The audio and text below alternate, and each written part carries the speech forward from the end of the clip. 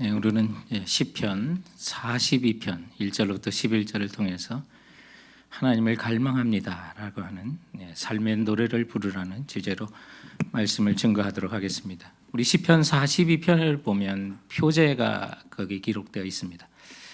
고라 자손의 마스길이라고, 고라 자손이 경험에서 얻은 어떤 지혜를 가지고 깊은 묵상을 요구하면서 또한 인도자를 따라 부르는 노래다라고 해서 아마 성전에서 예배할 때 부르던 그런 찬성으로 보여지는 것입니다.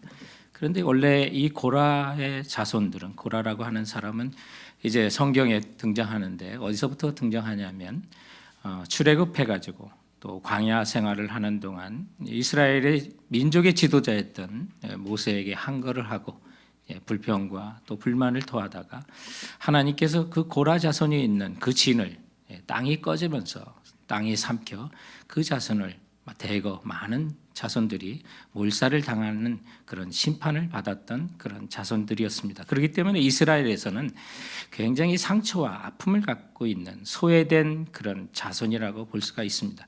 그런데 다윗이 왕으로 등장할 때 이처럼 사회적으로 소외된 사람들을 모았습니다. 그래서 예수님처럼, 예수님의 모형처럼 상처받은 자, 가난하고 병든 자, 또 목자 이런 양같이 유리하는 자들을, 그렇게 소외된 하층민들을 모아 새 나라를 건설하는 그런 다윗의 왕국을 이루게 되는 일들이 있었던 것이었습니다.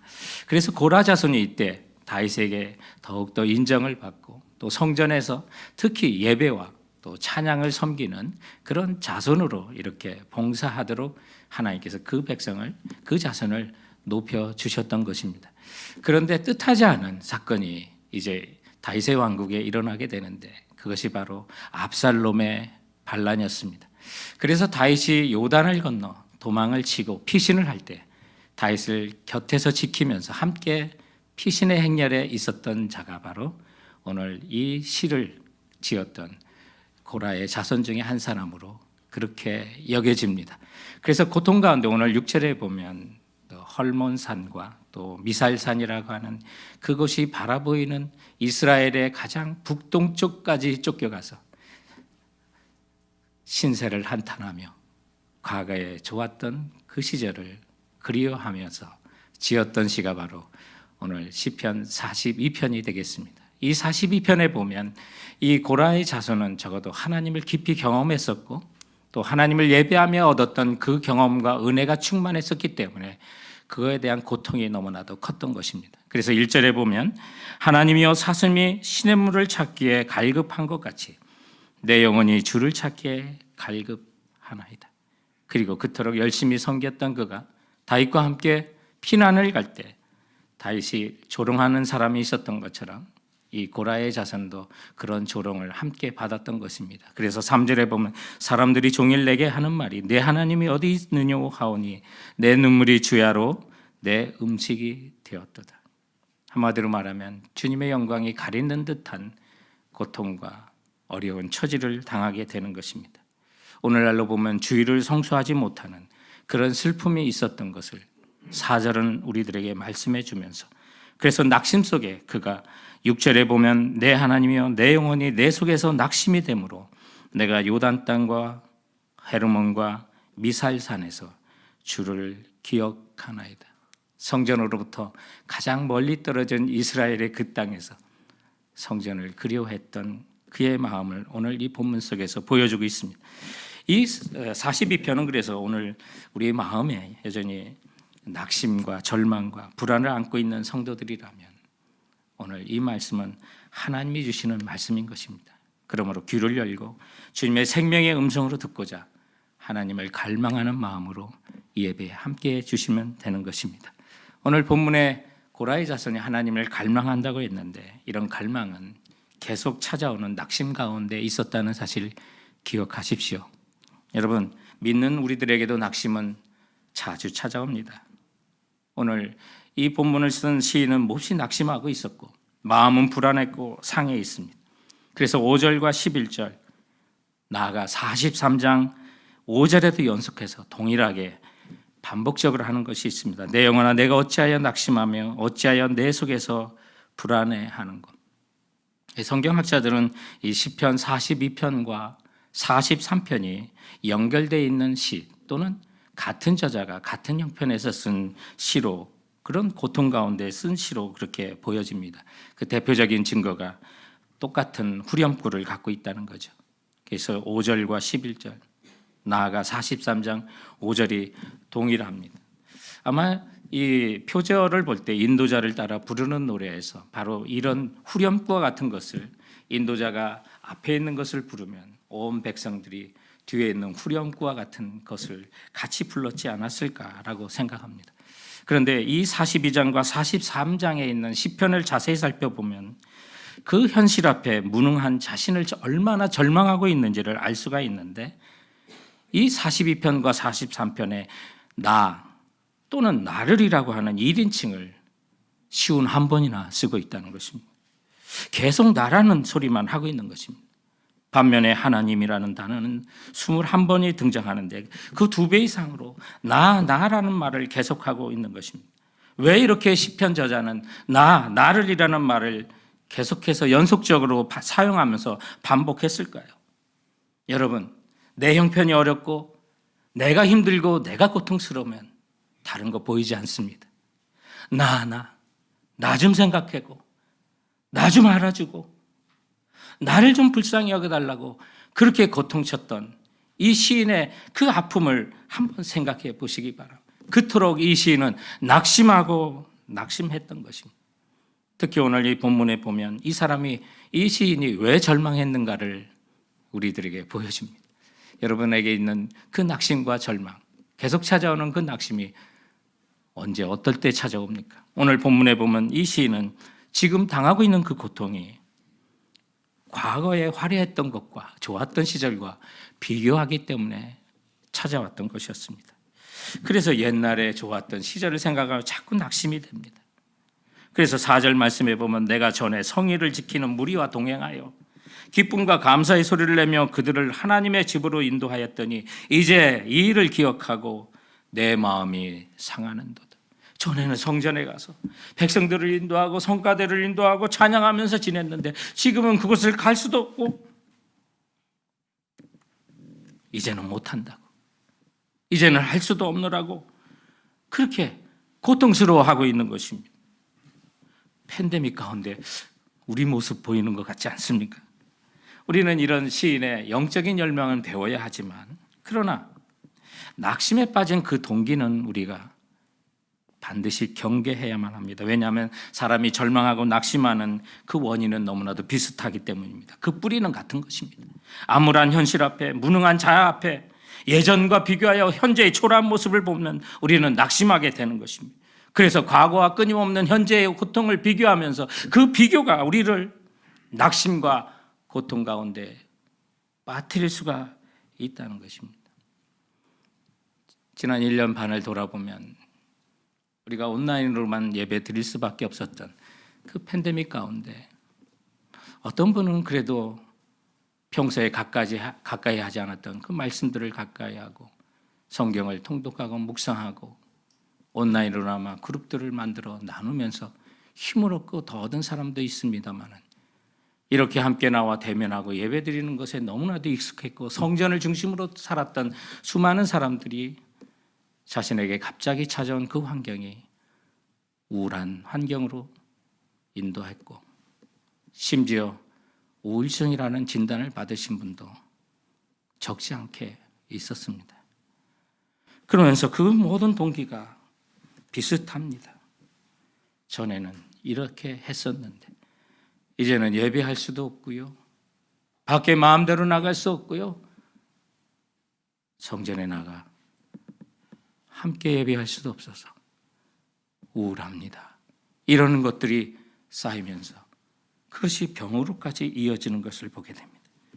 여러분, 그러나 그것이 사람에게 있는 찾아오는 정상적인 감정일 수 있다는 사실을 기억하십시오. 저도 목사지만 낙심할 때가 있습니다. 불안에 떨 때가 있고, 목사라고 낙심하거나 불안해서 안 된다는 법이 있습니까? 낙심하면 그게 믿음 없는 사람입니까? 진정한 믿음은 낙심이 없어야 되는 겁니까? 위선하지 마십시오. 솔직할 필요가 있습니다. 성경을 보십시오. 위대한 사람치고 낙심을 경험하지 않았던 사람이 있나요? 위대한 사람도 불안에 떨 수 있고 낙심할 수가 있는 것입니다. 믿음이 있어도 떨 수 있다는 겁니다. 예수님도 십자가의 고난을 피하고 싶어 하셨고요. 그 어려운 시기에 제자들이 깨어 기도하지 않는 것에 낙심하셨던 분입니다. 누구나 다 낙심할 수가 있다는 거예요. 설교의 황태자라고 했던 영국의 스펄전 목사님도 주기적으로 심한 우울증을 앓았습니다. 그는 비가 자주 오는 런던의 침울한 날씨에 더욱더 어둡기만 했던 그의 삶 속에 1년 중에 한두 달은 날씨 좋은 프랑스의 남부 해안 지대에 가서 요양하지 않으면 안 됐던 병을 앓았던 사람. 그가 그 질병 가운데 한 성도에게 보낸 편지가 지금도 남아있는데 그 글에는 나는 완전히 부서진 질그릇처럼 느껴집니다. 많은 밤을 자지 못하며 낮에도 눈물을 흘리며 지내고 있습니다라고 호소했습니다. 강단에서 설교할 때 그 강단에서 불이 토해지는 것 같다고 했던 그의 설교 속에서도 그의 심정은 낙심할 수 있다는 사실을 우리에게 보여줍니다. 지금으로부터 200여 년 전에 어느 영국 맨체스터의 어느 신경과 병원에 한 남자가 진료를 받으러 왔었습니다. 그 남자는 의사에게 말합니다. 선생님, 저는 매일같이 우울해서 견딜 수가 없어요. 낙심과 불안이 마음 한구석에 늘 있고요. 어디서도 행복을 찾을 수가 없고 도무지 즐거운 일이란 나의 생에 전혀 없습니다 라고 그렇게 의사에게 상담을 했고, 그러자 의사가 말하기를 사람은요 자주 웃기만 해도 마음의 병이 좋아진답니다. 그러니 한번 신나게 웃고 즐겨보시지요. 오늘 저녁에 우리 시내의 유명한 광대인 그리말디가 공연하는 서커스가 있다는데 한번 가보시죠. 그리말디 씨를 보고 안 웃는 사람 없다고 합니다. 그러자 그 남자는 더 고통스러워하면서 이렇게 말했습니다. 선생님, 제가 바로 지금 그 말씀하신 그리말디입니다 라고 그렇게 했었습니다. 이 그리말디는 우리가 현재 아는 서커스의 광대라고 하는 것에 시초가 되는 아주 전설적인 광대입니다. 그러나 남은 웃긴다 할지언정 자기 속으로는 심각한 우울증을 앓았던 그런 아픔이 있었던 사람이었습니다. 제가 말씀드리는 건 믿음이 있어도 낙심할 수 있다는 것입니다.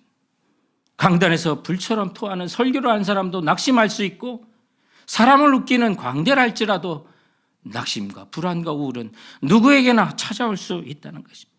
겉으로 보면 다 괜찮은 사람처럼 보여도 여전히 연약한 존재고, 믿음이 좋으면 병에 안 걸리고 낙심하지 않는다는 말은 이론적으로는 맞는 것 같은데 경험적으로 보면 전혀 그렇지 않습니다. 성도 여러분, 믿음이 좋아도 병에 걸리고 낙심할 수가 있습니다. 그것이 연약한 인간인 것입니다. 그러나 오늘 본문이 가르치는 우리에게 두 번째 교훈은 그래서 찾게 되는 하나님이라는 것입니다. 그렇기 때문에 우리는 하나님을 찾고 하나님을 갈망할 수 있다는 겁니다. 우리 세상 사람과 다른 점이 무엇입니까? 성도들에게 다른 점이 무엇입니까? 그리스도의 영으로 인도함 받는 하나님의 자녀에게 다른 점이라는 것은 그 낙심 때문에 우리는 하나님을 갈망하고 찾을 수 있다는 사실을 믿으시기 바랍니다. 내가 낙심하기 때문에 하나님을 부르짖을 수 있고 찾을 수 있다면 그것은 낙심을 이겨내는 출발이 되는 것입니다. 세상의 눈에는 낙심할 만한 일이 있으면, 믿는 사람들이 아니라면 그 낙심한 마음을 해결하고자 자기 손으로 만든 어리석은 우상을 섬기고 끝도 없이 만족을 줄 만한 세상적인 것 쫓아가 나중에 가서야 그것도 아니라는 사실을 깨닫지만, 주님의 영으로 인도함 받는 하나님의 자녀들은 그 낙심하기 때문에, 그리고 그 낙심이 자주 찾아오기 때문에 하나님을 찾고 하나님을 갈망할 수 있다는 것. 이건 믿는 자들에게, 하나님의 자녀들에게 주신 특권이라는 사실을 믿으시기 바랍니다. 그렇기 때문에 우리는 낙심해도 하나님께 부르짖을 수 있습니다. 낙심하고 불안하기 때문에 오늘 이 시편의 저자도 사슴이 시냇물을 찾듯이 하나님을 찾고 갈망하고 있다고 말하고 있습니다. 여러분, 우리가 이 구절을 이해 못합니다. 이스라엘에서 살지 아니한 사람들에게는 이것이 이해될 수가 없어요. 팔레스타인에는 가을이 바로 사슴들이 교미하는 교미철입니다. 그 교미기가 되면 사슴의 몸에 변화가 찾아오는데 타는 것 같은 목마름이 함께 동반하게 됩니다. 그래서 저들은 교미하고자 광야로 나가고, 근데 그 광야에 무슨 물이 있겠습니까? 그런데 시간이 지나면서 엄습하는 그 목마름을 이기지 못해 그 사슴들은 물을 찾아 헤매고 있는 모습을 이 시인은 본 것입니다. 그리고 그 시절에 그때 어렵지 않게 보는 것이 물을 찾지 못하고 죽은 사슴의 사체입니다. 우리가 이 사실을 안다면 그들이 찾았던 사슴의 시냇물은 생명을 얻기 위해서 찾는 것처럼, 오늘 이 시인이 부르짖고 갈망했던 사슴이 시냇물을 찾는 것처럼 내가 주님을 갈망합니다라고 한 것은 주님이 나와 함께 하시는 것을 경험만 하면 생명을 얻을 수 있다고 하는 그런 절박한 고백이며 간증이 된다는 사실 기억하십시오. 그러므로 이곳 저곳에서 물을 먹을 수 있는데 또 다른 물을 찾는 것이 아니라 그 물을 찾지 못하면 생명을 죽어가야 되는 그 사슴이 시냇물을 찾는 것처럼 하나님을 찾지 못하면 나의 영혼은 죽습니다라고 하는 고백으로 하나님을 찾고 찾았던 이 시인의 그 심정. 성도 여러분, 여러분에게 언제 이런 갈망이 있었던 적이 있었습니까? 한번 돌아보십시오. 우리는 이 세상에 풍부한 자원과 물질만 있으면 내가 부족함이 없을 것처럼 살 것 같지만 천만의 말씀 아닙니까? 세상으로 풍해질지라도 영혼의 공고함이 금세 찾아와 메울 수 없는 그 고통들. 이것이 수많은 재벌들에게서, 수많은 인기 있는 연예인들에서 발견했던 그 현상 아니겠습니까? 그러므로 우리는 주님으로부터 오는 그 생명의 은혜를 붙들지 않으면 나의 영혼은 죽습니다라고 하는 그런 절박함으로 주님을 찾게 된다면, 성도 여러분,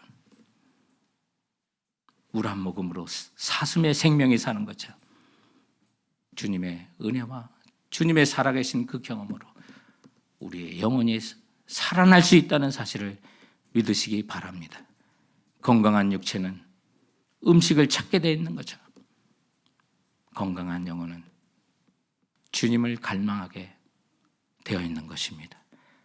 주님을 찾고 갈망하시는 우리 성도들 되시길 주님의 이름으로 축원드립니다. 오늘 본문이 가르치는 교훈의 세 번째가 있다면, 그래서 찾게 되는 하나님은 살아 역사하시는 하나님인 것입니다. 지금도 살아 역사하시는, 우리가 지식으로 아는 하나님을 아는 그 지식이 아니라 그토록 알았던 하나님이 이제는 내가 뵙습니다라고 고백했던, 욥이 고백했던 그런 하나님, 살아 역사하시는 그 하나님, 그 하나님을 갈망하시고 만나셔야만 하는 것입니다. 이 고라자손에게는 그런 하나님의 경험이 있었습니다. 그래서 잊을 수 없었던 그 과거의 하나님의 그 경험, 그래서 그는 그토록 갈망했던 그 하나님, 2절에 보면 그 하나님이 어떤 하나님인지 우리에게 알려줍니다. 내 영혼이 하나님 곧 살아계시는 하나님을 갈망하나이다. 문자 그대로 살아계신 하나님, The Living God, 지금도 살아 역사하시는 그 하나님, 나를 만나주시고 내 심령을 어루만져 주시고 위로해 줄 수 있는 그 하나님, 그 하나님은 8절에 인자함을 베푸시는 생명의 하나님이라고 말합니다. God of my life, 나의 생명 되신 그 하나님. 그래서 9절에 보면 내 반석이신 하나님, God my rock, 진짜 어려움 속에 이렇게 살아계신 하나님을 그가 경험하고 만났었기 때문에 지금 이 고통과 낙심 속에서도 하나님께 살아계신 하나님, 나의 생명 되신 하나님, 나를 지키셨던 반석이 되신 그 하나님, 그 하나님, 살아계신 하나님을 지금 내가 만나기를 갈망하고 있다는 사실을 오늘 백성들 앞에 선포하고 있었던 것입니다. 사랑하는 성도 여러분, 그러면 우리가 어떻게 지금도 살아 역사하시는 하나님을 경험하고 만날 수 있을까요? 오늘 이 고라자손의 시인은 다음과 같이 얘기합니다. 그것이 바로 찬송과 기도라고요. 해 아래 새 것을 찾는 것이 아니라 우리가 너무나도 자주 알고 있지만 잠시 놓쳤던 그 영적인 그 진리, 찬송과 기도로 주님을 찾고 살아계신 하나님을 만나라고 그는 우리에게 가르쳐 주고 있는 것입니다. 8절 말씀에 보면 낮에는 여호와께서 그 인자하심을 베푸시고 밤에는 그 찬송이 내게 있어 생명의 하나님께 기도하리로다. 그 어떤 낙심과 고난 속에서도 절망한 가운데 아무것도 보이지 않는 그 밤에도 나는 찬송하며 나의 생명이 되신 하나님께 기도한다고 말씀하고 있습니다. 그래서 5절과 11절에 자신의 영혼에게 명령하며 동일하게 외치는 모든 문제는 살아계신 하나님을 만나면 이길 것을 그는 기억하고 찬송하기로 결심합니다. 내 영혼아, 내가 어찌하여 낙심하며 어찌하여 내 속에서 불안해하는가? 너는 하나님께 소망을 두라. 나는 그가 나타나 도우심으로 말미암아 내 하나님을 여전히 찬송하려다. 내 영혼아, 어찌하여 낙심하고 불안해하는가? 이 모든 환경이 주님의 섭리 가운데 지나가는 그날, 나는 이 모든 것도 주님의 은혜였고 주님의 도우심이었음을 찬송하게 될 것이라고 그는 말씀하고 있는 것입니다. 이런 소망 때문에 그런 주님의 살아계신 하나님께 소망을 두고 기도하고 찬송했다는 사실입니다. 우리가 아는 미국의 윌리엄 헨리 스워드라고 하는 미국의 국무장관의 이야기가 있습니다. 그가 한 기억나는 큰 업적은 1867년에 그가 알래스카를 매입하는 법안을 제출해서 구입하게 된 그 사건, 바로 그 주인공입니다. 그때 그 법안이 제출되다 미국 상원은 아주 난리가 났었고 비난과 반대가 극렬했지만 겨우 한 표 차로 그 법안이 통과됐습니다. 그래서 알래스카를 구입하는데 매입 가격이 에이커당 2센트, 그래서 720만 불에 불과한 그 알래스카를 많은 국회의원들은 스워드의 얼음창고라고 바보짓을 했다고 그렇게 비난을 받았습니다. 그런데 지금 보면 미국 국토의 약 20%에 해당하는 그 알래스카는 얼마나 소중한 땅이 되었습니까? 그래서 이 스워드는 꿈의 사람의 모델이 되었고 알래스카에 가면 스워드라고 하는 그 도시로, 그리고 또한 그의 이름을 딴 고속도로까지 있으면서 그를 기리는 정말 모델이 되는 사람이 있었는데, 우리는 그가 한 업적은 기억한다 하더라도 그가 링컨 대통령과 함께 링컨 대통령을 설득하여 백악관에 기도실을 만들고 그곳에서 하나님께 기도하기 시작한 인물이라는 사실은 우리가 잘 기억하지 못합니다. 사랑하는 성도 여러분, 그가 그토록 미국을 위하여 위대한 일을 할 수 있었던 것은 하나님 앞에 항상 기도하는 사람이었기 때문에 가능했던 것입니다. 그리고 오늘 본문의 저자처럼 수많은 비난을 당하고 낙심할 만한 일이 있어도 하나님께서 그에게 주신 그 꿈과 비전은 흔들리지 않고 나갔던 그 비결이 기도의 삶이었다고 스워드는 말합니다. 사랑하는 성도 여러분, 기도가 우리를 승리로 이끈다는 사실을 기억하시기 바랍니다. 내 눈물이 주야로 내 음식이 되었다 할지라도, 그토록 비통함과 낙심하는 일이 있다 하더라도 하나님께 소망을 두는 사람, 그리고 살아계신 하나님을 경험하기 위해서는 기도의 사람이 되어야만 하는 것입니다. 그뿐만 아니라 어떤 상황에서도 여러분 주님을 찬송하고 노래하는 자가 되시기 바랍니다. 기쁨이 있으면 기쁨대로 기도하시고 찬양하시고, 슬픈 일과 낙심하는 일이 있다면 여러분의 영혼을 붙들어 어찌하여 낙심하는가, 어찌하여 불안해하는가, 하나님께 소망을 두고 주님을 찬송하라고 노래하시기 바랍니다. 오늘 이 본문의 내용으로 대표적인 복음성가가 있죠. 목마른 사슴이라고 하는 곡이 있습니다. 목마른 사슴 시냇물을 찾아. 우리가 잘 아는 이 찬송, 내 영혼이 주를 찾기에 갈급하나이다. 주님만이 나의 힘, 나의 방패, 나의 참 소망.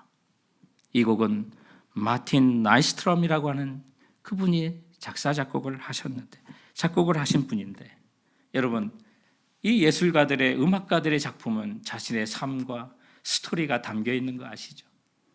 하나님을 찾고 찾았던 삶의 여정들이 있었던 사람입니다. 그런데 이분이 후에 발표한 곡이 우리들에게 잘 알려진 곡이 있습니다. 그것이 무엇인지 아십니까? 6월절 어린 양의 피로 나의 삶의 문이 열렸네라는 찬양입니다. 이 곡을 같이 쓴 것입니다. 주님을 찾고 찾는 자, 목마른 사슴이 시냇물을 찾아 헤매이듯 내 영혼이 주를 찾기에 갈급하 주님만이 나의 힘, 나의 방패, 나의 참 소망이라고 노래하며 찬양했던 그 사람이 6월절 어린 양의 피로 나의 삶의 문이 열렸네. 난 보혈의 아래에 있네. 난 원수의 그 어떠한 공격에도 더 이상 넘어지지 않네. 주 보혈 아래에 있네. 나의 삶의 문이 열렸네. 나의 삶의 문이 열렸네. 성도 여러분, 오늘 이 찬양과 오늘 이 본문을 기록한 저자의 그 시처럼 목마른 마음으로 주를 찾고 찾으며 그리고 찬양하며 주를 향하여 기도하며 삶의 문이 열린다는 사실 기억하시기 바랍니다. 그래서 오늘 이 시를 진 고라의 자손은 우리가 잘 아는 이스라엘의 역사와 다윗의 삶처럼 이제 압살롬의 반역은 진압되고 다시 그가 예루살렘에 복귀하여 그 성전에서, 그토록 갈망했던 성전에서 백성들을 향하여 찬양을 인도하면서 오늘 이 아픔의 시절에 목마른 사슴이 시냇물을 찾듯 주님을 찾았을 때 살아계신 하나님으로 말미암아 나의 삶이 열려 주님을 기억하고 이 성전에서 찬송하고 있다고 백성들과 함께 이 노래를 불렀다는 사실을 기억하시기 바랍니다. 그러므로 지금도 주님은 목마른 심령으로 주를 찾고 찾으며 찬양과 기도함으로 주님 앞에 나가는 자는 살아계신 하나님, 지금도 우리의 생명 되신 그 하나님이 여러분에게도 삶의 문을 열어주실 확신하는 우리 성도들 되시길 주님의 이름으로 축원드립니다. 기도하시겠습니다.